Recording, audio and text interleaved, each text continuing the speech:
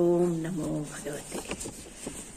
Mother quotation 1965 November 3rd and 14th రెండు చెప్పుకున్నాం. ఇప్పుడు first, keep an absolute faith and confidence in the lord for everything, even the most material things, and all will be all right.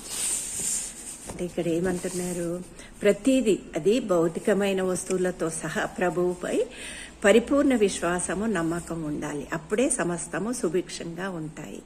అంటే మనం లౌకిక విషయాలు కానీ, అలౌకిక విషయాలు కానీ, భౌతికమైన అంటే మనకు ఏదైనా కావాలి అని వాంఛించినప్పటికీ కూడా మనకు పరంధాముడిపై పూర్తి విశ్వాసం లేని ఎడల అపనమ్మకంతో చేస్తే మనకి ఏది కూడా సక్సెస్ కాదు. అది పరంధామునిపై విశ్వాసం ఉండాలి. మన అహంకారం ఎన్నో ఇలా కాకుండా ఆ దేవాది దేవుడు మనకు మంచియే చేస్తాడు ఏదైనా అని ఆ విశ్వాసం ఉన్నప్పుడే అప్పుడే సమస్తము సుభిక్షంగా ఉంటాయి.